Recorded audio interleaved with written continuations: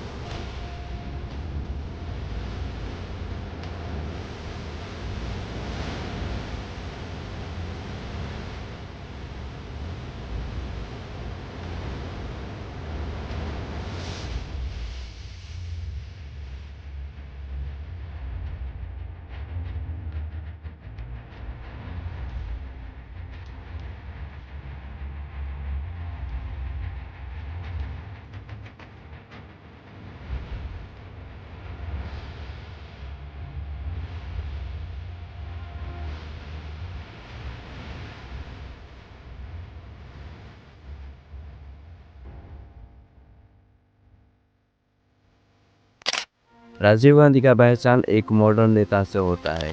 वो 1984 में सबसे युवा नेता बने और कंप्यूटर और टेलीकॉम उन्हीं के वजह से आया। लेकिन वो कहते हैं ना कि हर कहानी के दो मोड़ होते हैं। उसी तरह राजीव गांधी का कहानी भी कुछ ऐसा ही था।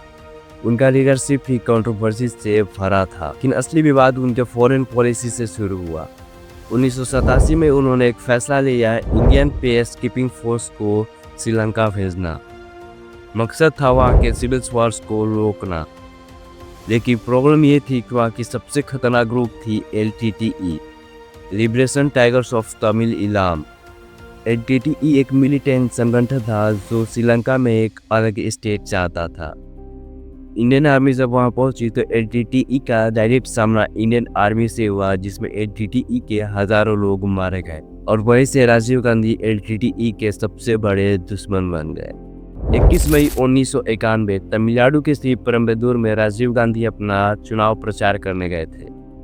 लेकिन उनकी एक आदत थी आम आदमी से सीधा कनेक्ट में रहना, और शायद वही आदत उनकी मौत का कारण बन गया। वो सभी से हाथ मिलाई गए थे, तभी उनके सामने एक महिला फूलों का हार लेकर आई, जिसका नाम धनु था। राजीव गांधी हमेशा की तरह उस महिला का सम्मान करने के लिए झुके, लेकिन अगले ही पल एक ब्लास्ट हुआ। ये ब्लास्ट इतना खतरनाक था कि राजीव गांधी का बॉडी पहचान भी नहीं आ रहा था। लेकिन सबसे बड़ा सबूत मिला एक फोटोग्राफर जिसका नाम हरी बाबू था। लेकिन अफसोस, उस धमाके में हरी बाबू की भी मौत हो गई, लेकिन उनका कैमरा बच गया और वही कैमरा पूरे कॉन्स्पिरेसीज का किस्सा खोल दिया। फोटोग्राफ की तस्वीर में साफ दिख रहा था कि ब्लास्ट से पहले राजीव गांधी के पास एक महिला थी, और जांच में ये पता चला कि वो महिला LTTE सुसाइड स्क्वाड की हिस्सा थी और उसके साथ पूरा टीम भेजा गया था। लेकिन सवाल ये उठता है कि LTTE इंडिया में इतना बड़ा ऑपरेशन किया कैसे? उन्हें हथियार, एक्सप्लोसिव और सेफ हाउस दिया किसने? केस के साथ साथ थ्योरीज भी आने लगी। कुछ एक्सपर्ट का मानना है कि LTTE अकेले इतना बड़ा ऑपरेशन नहीं किया, उनके साथ अंतर्राष्ट्रीय एजेंसीज भी थी। कुछ एक्सपर्ट्स का कहना है कि LTTE अकेले इतना बड़ा प्लान एक्सिक्यूट नहीं करता बिना किसी लोकल सपोर्टर के। RAW, CIA और श्रीलंका के इंटेलिजेंस एजेंसीज के नाम भी थ्योरीज में आए, लेकिन ऑफिशियल ब्लेम LTTE को दिया गया। और कुछ एक्सपर्ट्स ये भी मानते हैं कि पूरी सच्चाई दुनिया के सामने कभी नहीं आएगी। और 2022 में 3 दशक के बाद सुप्रीम कोर्ट ने कॉन्विक्ट को रिहा कर दिया। ये फैसला फिर से डिबेट खड़ा कर दिया कि राजीव गांधी को न्याय मिला या राजनीति ने सब कुछ ओवरशैडो कर दिया। राजीव गांधी असैसिनेशन सिर्फ एक नेता की हत्या नहीं थी, ये भारत की राजनीति, फॉरेन पॉलिसी और सिक्योरिटी का सबसे बड़ा टर्निंग पॉइंट था।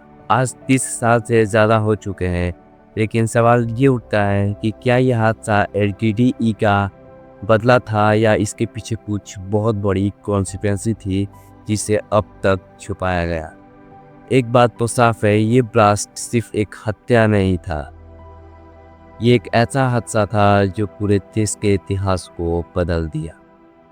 तो फिलहाल आज के लिए वीडियो में इतना ही, मिलते हैं नेक्स्ट वीडियो में। अगर वीडियो अच्छा लगा तो वीडियो को लाइक करके सब्सक्राइब कर लीजिएगा ताकि आप मेरे आने वाले नॉलेजफुल वीडियोस को देख पाओ।